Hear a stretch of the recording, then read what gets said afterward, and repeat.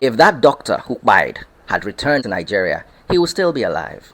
This is a reaction video, and I'm talking today about Daddy Freeze and his multiple advices out there on social media concerning child custody.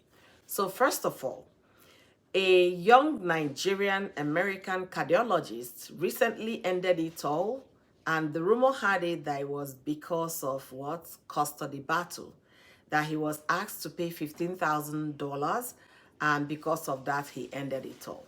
A lot of information came out, after that particular news broke the internet.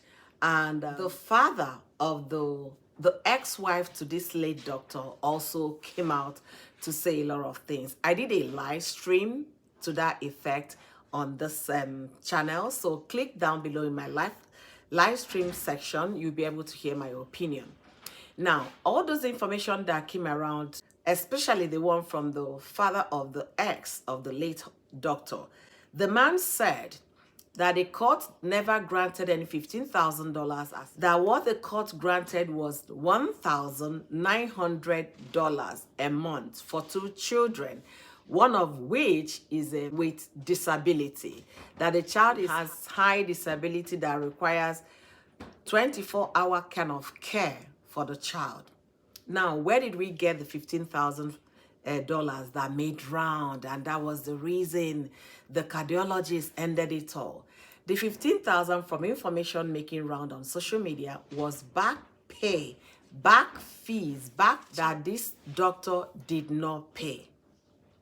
So now, Daddy Freeze went on social media saying that if that doctor who died had returned to Nigeria, he would still be alive.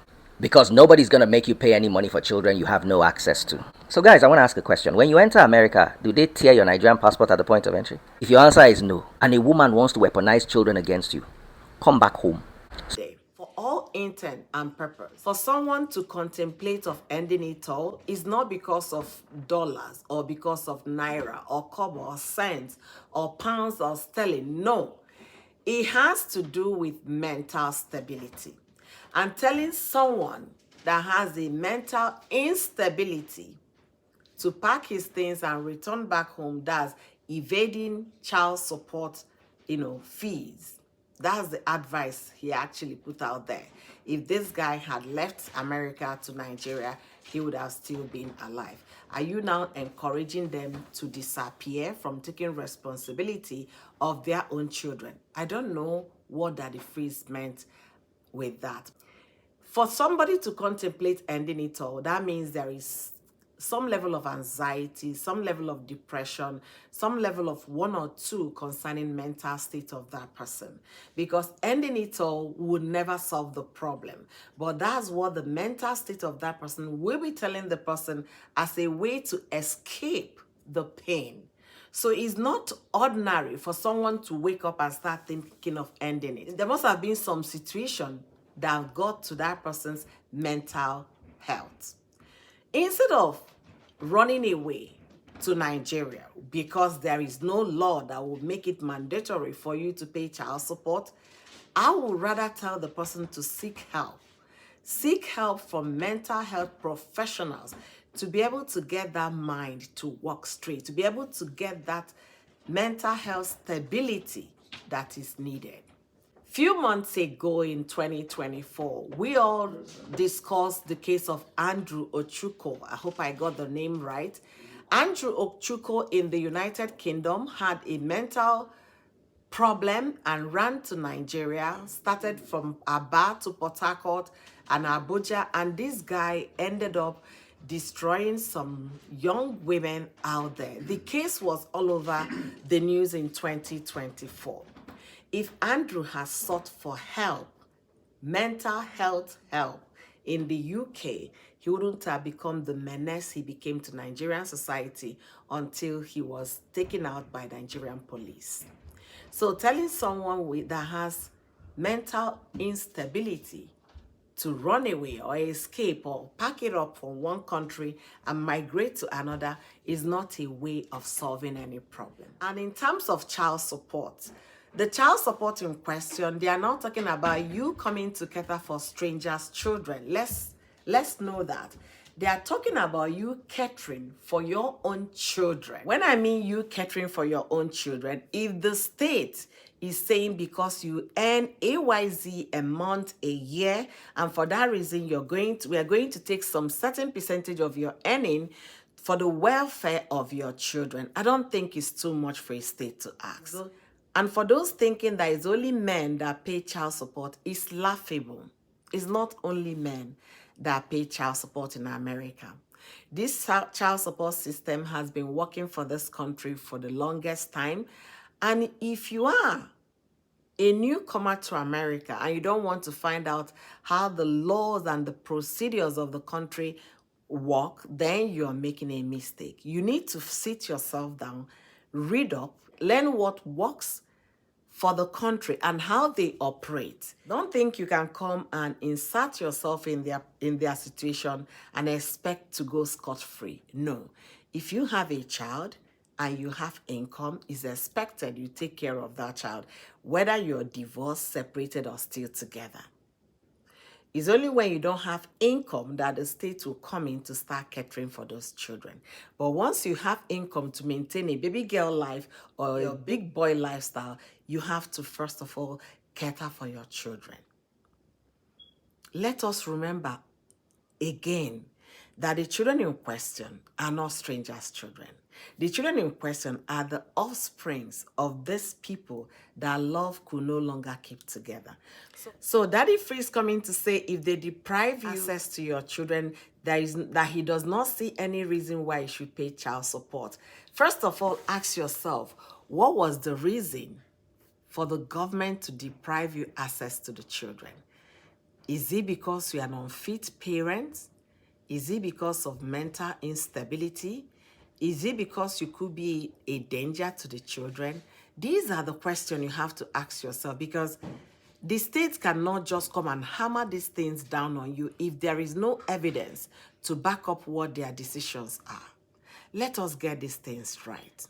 And if fathers in Nigeria or runaway fathers in Nigeria are not compelled by the law to pay child support for their children, that does not mean that a society where it's working for them should be crucified. I've seen a woman that raised her children all by herself because her ex-husband refused to pay child support, and this woman tried to go to the court system. They even reduced child support to $600 a month for 4 children, and the man was still not paying up for 5 years. But guess what the woman did? She went on, raised her children. All of them are university graduates today. Did this man ask, how did she do it? No. This man is all over the place bragging, my child is an architect, this one is an engineer, this one is a lawyer. But these men, these days, that are getting into child support situation, they are finding it very difficult to even take care of their own responsibilities. And who says that it's only men that pay child support?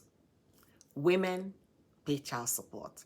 Whoever that is the breadwinner of the family and who has more resources, more income, will pay child support. Let me break it down a little bit with examples.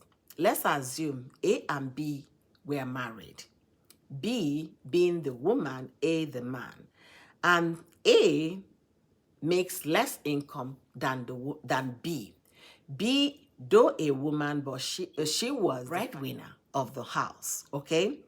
Now that A is making less income than B, A has more time to spend with the children. So A now became the primary caregiver of the children, what some people call house husband.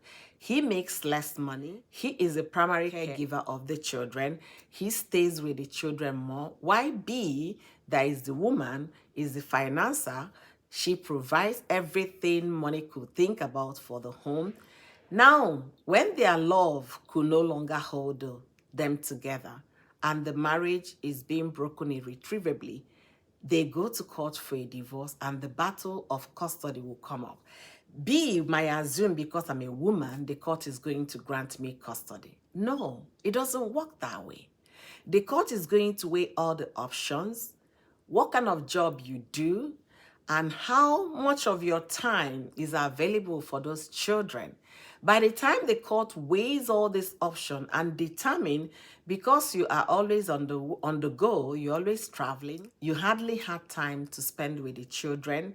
For the fact that you're a woman, that does not mean you're getting full custody of the children.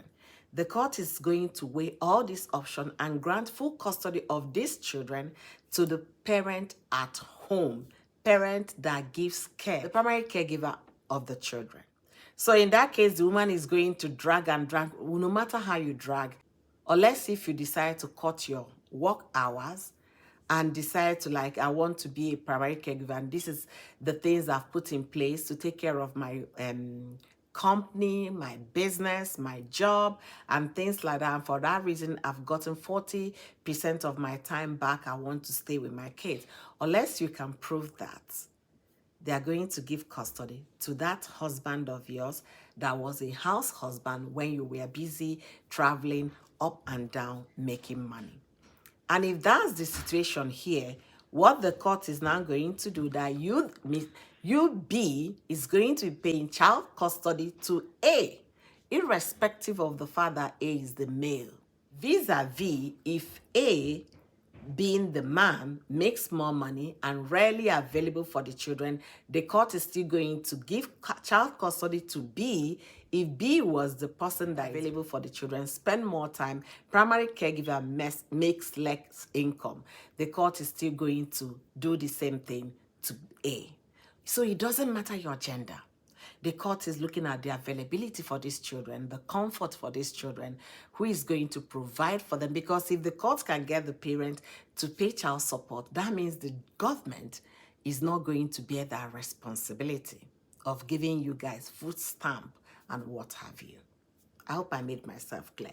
Having said that, I wonder why this is a big deal for Daddy Freeze, and it wasn't a big deal when Cora Obidi paid $50,000 to her ex-husband as spousal support. When the court made Harry Berry to pay $8,000 on child support to her ex. I wonder why it's not a big deal when the U.S. court made Rachel Lindsay to pay $13,000 on spousal support. So when it comes to men, men are beginning to rant now. Men are beginning to nag. They are beginning to drag, which they used to say that the female gender are the ones that know how to drag. Let me know what you think in the comment section, and I hope I've been able to make it clear. It's not a gender thing. It is who has the more money and who has more time, who is more available for the children, who is the primary caregiver of the children, and who is the primary financer of the home. And again, the money in question is not to take care of strangers' children. So don't get it twisted. It is to take care of your own children. And whereby you decide to cut down your income to go take a menial job because you don't want the ex-wife to benefit from it, just know you're shortchanging your children. Let me know what you're thinking about this video. Do you think that the child custody issue in America is a problem, or do you think is a means of taking care of the children that came from the marriage?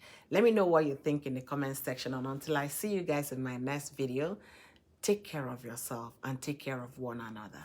Bye, everyone.